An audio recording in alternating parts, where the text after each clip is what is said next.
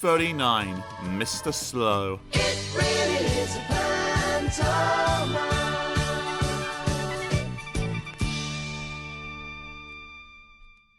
Mr. Slow, as you might well know, or maybe you don't, lived next door to Mr. Busy. He built his house himself. Slowly. It had taken him 10 years. And, as you may well know, or maybe you don't, Mr. Slow talked in an extraordinarily slow way. He talked like this. And every single thing he did was as slow as the way he talked. For instance, if Mr. Slow was writing this book about himself, you wouldn't be able to read it yet. He wouldn't even have got as far as this page. For instance, if Mr. Slow was eating a currant cake for tea, it took him until bedtime. He'd eat it crumb by crumb, currant by currant, chewing each crumb and each currant 100 times. For instance, last Christmas, it took Mr. Slow until New Year's Eve to open his Christmas presents. And then it took him until Easter to write his thank you letters. Oh, he was a slow man. Now, this story isn't about the time Mr. Slow went on a picnic with Mr. Busy. That's another story. No, this story is about the time Mr. Slow decided to get a job. He read all the job advertisements in the Sunday paper, which took him until Wednesday. And then he went and got himself a job reading the news on television. Can you imagine? It was very embarrassing.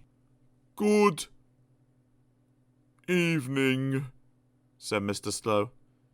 Here is the 9 o'clock news. It took him until midnight to read it, and everybody who was watching went to sleep.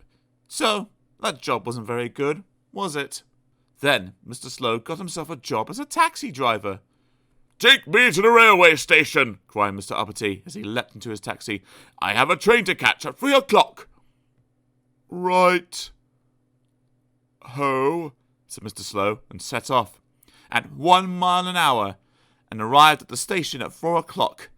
So that job wasn't very good, was it? And that summer, Mr. Slow got a job making ice cream. But by the time he'd made the ice cream, it wasn't exactly the right sort of weather to be selling ice cream. So, Mr. Slow got himself a job making woolly scarves.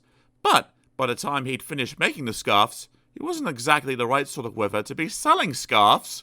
Phew! Poor Mr. Slow.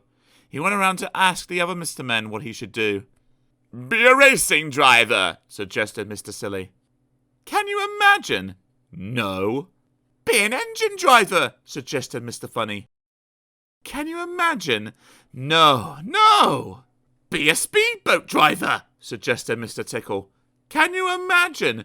No. But then, Mr. Happy had an extremely good idea. Most sensible. Be a steamroller driver, he suggested. And today, that is exactly what Mr. Slow does. Slowly backwards and slowly forwards he drives. Up and down and up, ever so slowly. The next time you see a steamroller doing that, look and see if Mr. Slow is driving it. If he is, you shout to him, Hello, Mr. Slow, are you having a nice time? And he'd wave and shout back to you, Yes, thank you. Good. Bye.